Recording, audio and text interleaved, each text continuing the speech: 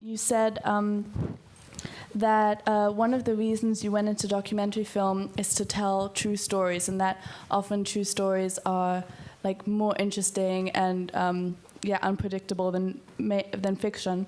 Well, at the moment, there's like a trend in Hollywood to talk about like true stories from like the early 2000s, like The Big Short, Spotlight, Sully. I guess Snowden's more of a biopic, but Deepwater Horizon, like they're all coming out now, and they're all kind of like fiction documentaries. So do you think that will take away from the genre of documentary, or do you think it's a good thing that it's fiction but also a mixture of non-fiction? Personally, I just think it's because Hollywood realizes that they've run through all of their the old standby ideas of boy meets girl and everything they can think of. The vaudeville history of Hollywood has kind of been exhausted in a way. They've made and remade the same stories again and again, and they've just discovered that documentary is really where it's at, and they're just making documentaries in the way that Hollywood makes films. And what would you rather see? Man on Wire, the documentary about Philippe Petit, who crossed the World Trade Center towers, or the fiction film by Robert Zemeckis? I didn't see the fiction film, but I would choose Man on Wire every time. I didn't see it either, and I'd make the same choice. Yeah. Hi, I'm Renee. I wonder, when you mentioned that when you're in a foreign country, how long does it take for you to find a story, or how do you know where you can find a story while you're completely new in the country or city? In the case of Afghanistan, I guess Google Earth is your friend. First you're looking at locations, and before you even go there, you can sort of get the layout of a place, and so you can even, if it's been, sometimes you can even really pick a location in a city just by kind of having a good eye for satellite photography and sort of knowing what kind of neighborhood you're looking for to work in. I go first by location and then by character, usually. And also I'm looking for particular kind of scenarios which are going to give me access to a particular social scenario, something that's filmable.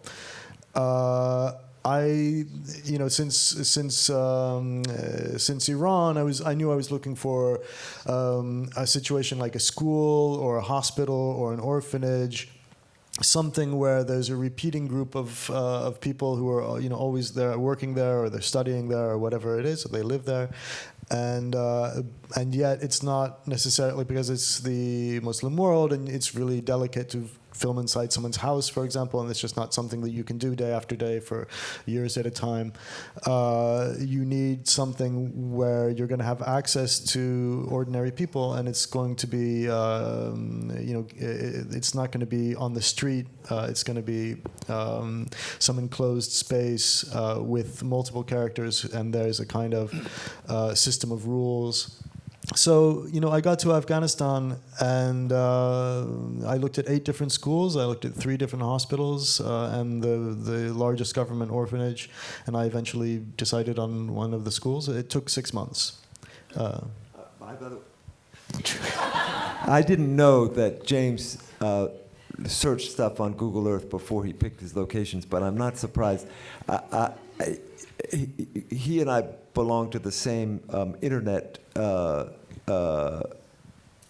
group that it's called the D Word, and it's actually a very useful resource for people who are thinking of becoming documentary filmmakers. The d-word.com.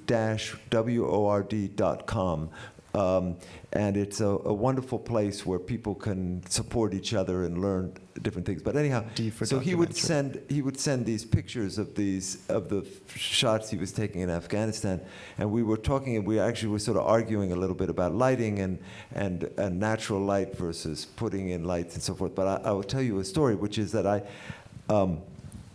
I ran into, just by accident, you talk about, this is not in a foreign country, but I was just met some guy completely by chance, and he told me what he was doing, and it sounded so completely amazing that I decided to start following him. He was trying to open a world-class French restaurant, except it was going to be staffed entirely by people who had just gotten out of prison, because he was a born-again Christian and he thought that this was his mission. And I thought the story was so amazing. I thought, this is either going to be a disaster, in which case it would be a great film, or he's going to somehow miraculously make it work, which would also be a great film. I can't lose, so I started shooting.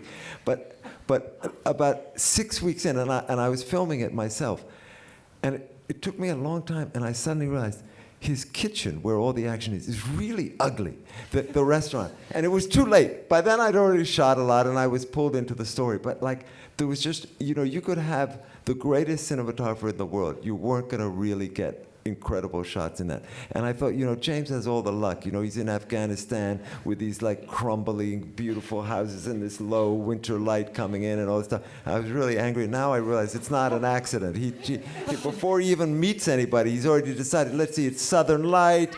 In February, the light will be coming in from this direction. The curtains are white. The light will be, not fair. James is so generous. He starts showing us the footage, early in the day, and I said, "Wow, this is like dust and the light, and you have the ambience light, and from the, and also from reflected from the the sand." And he said, "Oh no, it's not the case." Right? He said, "Yeah." He said, "This sun is the same." Yeah, well, the sun is the same. I think Pakistan and India maybe have the best light that I've seen. But that's how he picks the country he's going to work in next. It's not whether they have a war or a social problem. It's whether the curtains are such that the light comes in a nice way. I'm really picking the countries because of their relevance to U.S. foreign policy. And their color scheme. Yeah. Well, I mean, it helps that people in the Muslim world dress much better than Americans. It's just much, much better. There's just no getting around that. But meanwhile, I'm in this kitchen with these like really terrible fluorescent lights, and like it's just a disaster. I don't actually choose my subjects that just based on how beautiful they are, but I am trying to make films that I think are like the most important film I can make at the time, I guess, or the film that's not being made that I think is really important. There's something that I think my audience really needs to know or needs to understand. But if you're making a movie, don't forget that you're making a movie. It's not you're not writing a book. You're not writing a newspaper article. You're making a movie, and it's got to work on the screen. It's got to be something that you can watch and listen to. It's an audiovisual experience, and it's part of it. You can't eliminate that fact from the very beginning. Yeah, I even have an application on my iPad that tells me exactly like the angle of the sun at each day of the year, and I think it's great. Yeah. It's that's and that gets back to the question we were also talking about before coming in here, which is about training. Which is if one of you has an opportunity to go and, the next time James is making a film, be his assistant for 6 months and help him shoot, you'll learn an incredible amount, and that will be very valuable to you. It's almost a kind of 19th century idea of where you take the person who's been doing it a long time, and you haven't been doing it for such a long time, and that's how Ruby learned editing. That's how I learned producing and directing. There's a wonderful joy actually in watching somebody who's very experienced do work, and I would recommend it, because if you're thinking of starting your own film, it's nice to have watched somebody else make their own mistakes and also do some things really well, and you look at that and you say, boy, I really like that, and then watch them do something and you say, when I get to make my film, I don't want to do that. But then by the time you're making your film, you're in a better position to make choices like that. So I really recommend that to you. Right, and there's another thing, which is, it's simply a fact that many documentary filmmakers make films because they're really enchanted with the subject, or they think, well, a particular subject is really important and this needs to be told, and they forget that it's a movie. And so they approach it, like a print journalist or something like that. But you really, if you're going to make a documentary, just don't forget that it's a film, and it has to exist in the film medium. Yeah. Hi, my name is Veronica. I was just wondering, earlier in the evening you were speaking about becoming friends with people and whether or not to take advantage of that trust, I guess. And I was just wondering, what has the process of informed consent been for some of the films you've done? I imagine in a lot of places it's just verbal, but has there ever been situations where you also might show some of the main characters the footage that you intend to use before it hits the big screen? Sometimes you're kind of in a situation where you can't really show a lot of, like when I was in the Gaza Strip, I didn't have, I just had a camera, and I could show people things on the viewer of the camera, but that was it. You couldn't really roll through all of the footage with them, and the editing was all done back in New York City. So, and no one had a phone, among the subjects. Sometimes it's tricky to do that. Other times, in the case of Afghanistan, I would teachers and people from the school, kids would come over, and we'd look at stuff that I'd shot. Just so they really have an idea of what I was really doing. Because for many of them, these kids who grew up in post-Taliban Afghanistan, they've actually never seen a movie in a movie theater. And not only do they not understand exactly what I've shot of them, but they don't really understand how a film works necessarily, except for what they see on TV of Indian movies, and it's not really the same thing. So. I try to do that as much as possible, because also in that kind of situation it helps you. Not only is it kind of honest with them in a way, but it also helps you to dispel a lot of the mystery around filmmaking and let them really understand better what you're doing. And so in the process, it can help you have a better relationship with them and have more trust with them to show them what you're doing, especially if you're not doing an investigative journalist type piece where you're really just trying to make, trying to build this world, this cinematic world that these characters inhabit. It's and you're not, there's no real conflict. I mean, I'm not trying to create a scandal about these, the school or the people in it. You know what I mean? I don't have any problem with them. I'm making the film because I like them, and so it's really easy for me in that situation to show material, and they look at it and they say, "Wow, they look pretty good." But there in Afghanistan, there isn't any releases, and people just it's not part of the local law, privacy laws or anything. So the rules are different in Afghanistan than they are in the United States. And I think the main thing is to go with the local culture and the local rules. Social rules. So, if you're in a place where you need to have pieces of paper from everybody, and if you feel like, you might get sued by the subject or something, maybe, for whatever reason, you have to go with the flow and do the right thing in at the time, I guess. I mean, it's a judgment call in the end, but it can be really useful to let people know exactly what you're doing. The downside is everybody's a filmmaker, right? So everybody's a director, and so if you start to show people things, they might start to have opinions about it and say, well, I really don't think you should use that, and and so on, and then it could become problematic.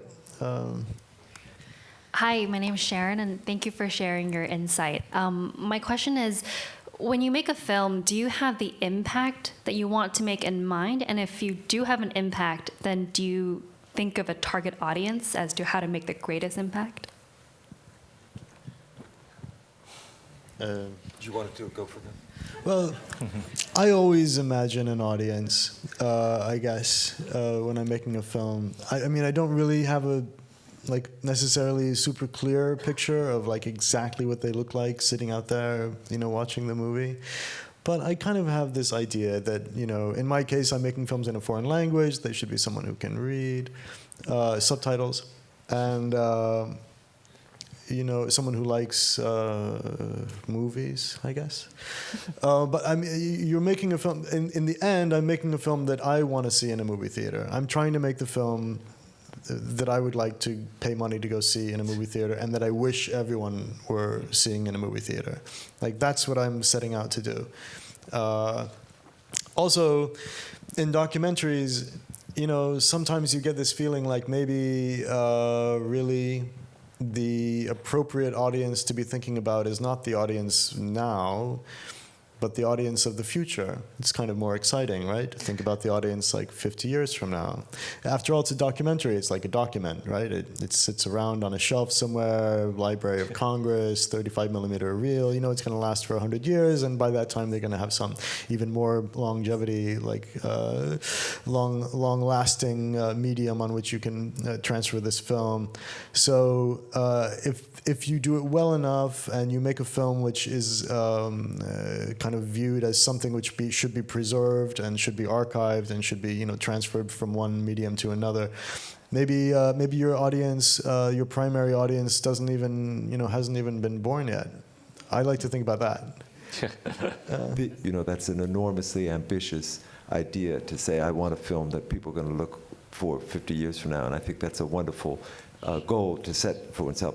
Nowadays, when we raise money, there is a tendency among people who are giving money, whether that's a foundation or maybe a rich individual who says that, well, Afghanistan, it's important that Afghanistan be better understood, so I'm going to support James Longley's film, and so forth. But that person will very frequently now ask for a statement of planned impact.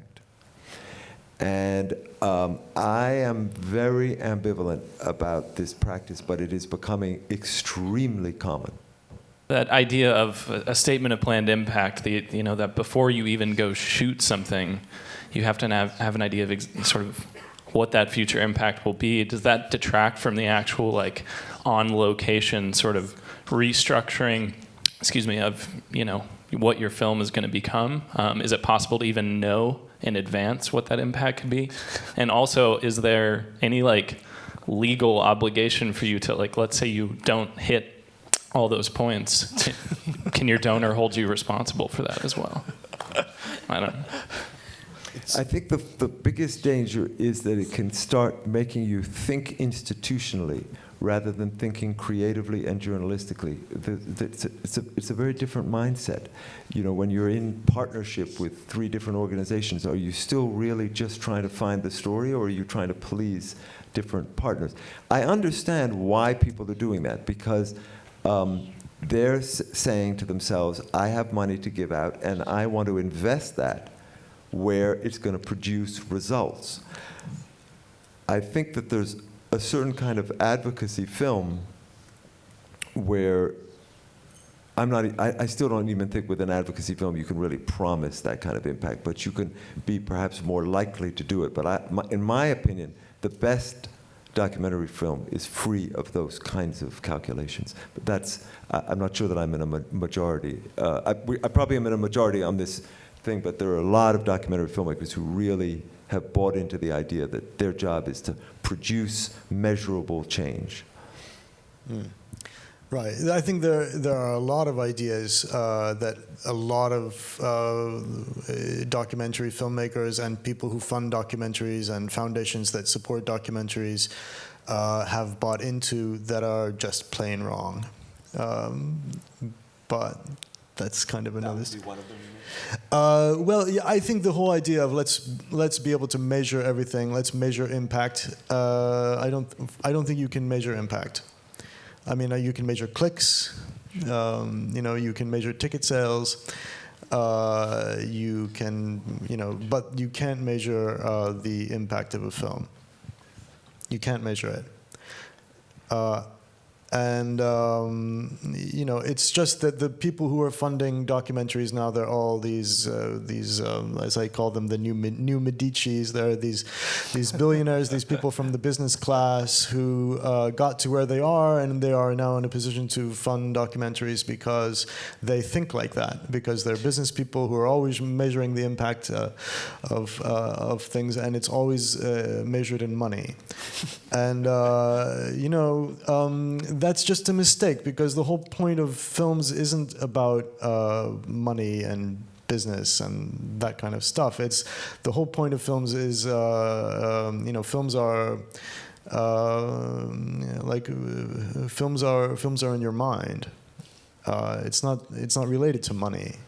Money is also in your mind. Money is this imaginary thing, but it's separate from what films do. But one very important thing to think about if you are contemplating a career as a documentary filmmaker is the fact that despite all the advances in technology, despite the fact that cameras have dropped enormously in price, that editing systems have dropped enormously in price, despite all of those things, it remains an expensive medium. And the way I think of it is it's almost like becoming an architect. If you want to make a great building, you have to be a great architect, but you also need a great client to make that building, right? Because if you don't have the right client, your ideas are not going to be realized. Unfortunately, as documentary filmmakers, we're always chasing money. It's not like painting or writing poetry. You can't just do it by yourself. You can, but it's exhausting and depleting, and it's not, I think, really realistic. It still costs money, and so that makes you always dependent, and that's actually something to think very hard about, because it is frustrating. But I think the attitude to take is not to be a slave in your mind to the people who are telling you what to do in order to get money from them. You want them to be on their knees begging you for a chance just to be a part of your project. And if they're really nice, you'll let them in on it. Exactly. Because what have they got? All they got is money, this imaginary thing. A lot of people have money. What does it mean? It's nothing. Films are ideas, and that's a lot more interesting and unique. Yes. Thank you.